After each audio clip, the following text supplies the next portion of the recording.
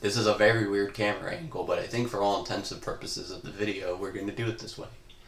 Hello everybody, my name is Deb, and I have a box with my name on it. Now, supposedly, this is a replica of the Oblivion Keyblade from Kingdom Hearts. It's not that major of an unboxing, it's not Pokemon cards or anything, but I figured it would just be cool. And now I'm even more intrigued in it because look at how shitty this tape job is. Look at that. So I'm thinking we're gonna find some fucking I don't know, maybe some sweatshop workers jizz on it or something. Now this was, I believe, developed by Cold Fusion, is the name of the company. They specialize in a lot of Keyblades.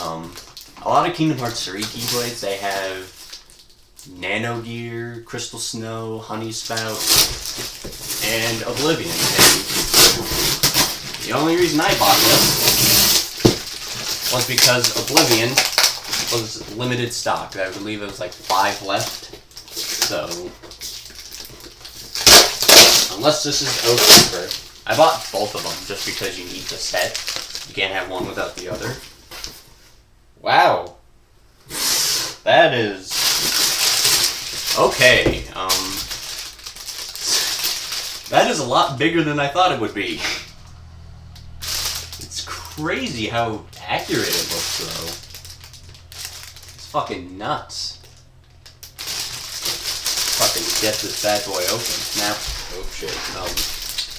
I will say this is made out of a hard foam material. Doesn't feel like that. It feels like it's made of wood. I have scissors to make this easier on myself. Oops. Wow, this is huge.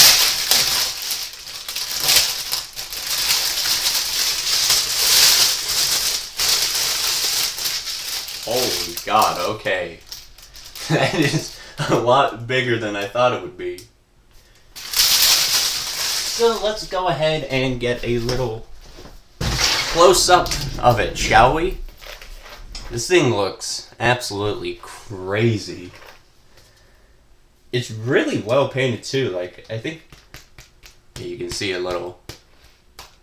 It's made of foam, but just doing this makes it feel like it's made out of wood. Big attention to detail here. I mean, you can see a little bit of where the paint was scuffed. Not scuffed as in messed up, but in just drawn on in the actual teeth of the Keyblade. The chain itself, this is made out of I forgot the name of the material, but it's foam.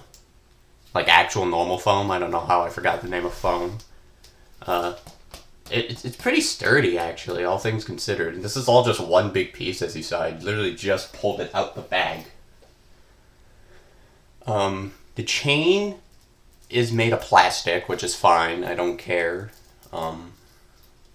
It's actually surprisingly big, but also not that heavy. I can hold it with one hand. Obviously, you see you have the chains running through the Keyblade here, because Oblivion did have a chain in it. When you get to the teeth, you see a little spike and the gray detail in the teeth. The handle looks fucking sweet. I think there is one big glaring thing though, and that is for all the people cosplaying, which I don't do. The handle is very big. And this is because in Kingdom Hearts, everyone holds their Keyblades like this. As you can see, it's kind of awkward to hold it like that. Also, the keychain is a little bit longer than I think it is in game. But I don't really know. This is fucking huge, though. I was expecting it to be, like, shitty quality because of how bad the tape job was on the package, but nope. this is actually really high quality for what it's worth. I mean, there's appears to be only some minor damage right here. There's, as you can see, there's like, down here it's connected, but down here it's not. That's not that big a deal. I would say overall, though, this was worth the price of $45. I mean, it's definitely worth it. I mean, this is crazy quality. With only like 4 left in stock now, so this is definitely a finders keepers. That doesn't make sense. This is definitely a collector's item for those who are looking to just get some more merch or actually cosplay with it, as opposed to me, in which I'll just hang it up on the fucking wall. That way it loses all of its color and gets disfigured over time and no one knows what it is. It'd probably last longer that way than if I were to constantly be holding it. This is crazy, though. I was not expecting it to look like this in real life. I've only seen it in the pictures, and the pictures didn't even really make it look like this. So this is still pretty cool, though. Obviously, you know, some people might see this little bit of damage here. Once again, get a little zoom in. A little zoom in here. You can see the damage. A tiny piece of foam isn't connecting it, but then again, it's whatever. It's not that big a deal to me. No one's going to even really notice it at first glance anyway. Well, I mean, now that I've noticed it, that's literally the first thing I can't help but see. But this is still crazy. Now, this isn't exactly like the most exciting unboxing in the world. You know, most people prefer to watch unboxings of, you know, fucking Pokemon cards or whatever, but I'd say all things considered, this is pretty cool, and now, I have my own Oblivion Keyblade that I can use in all my Kingdom Hearts live streams.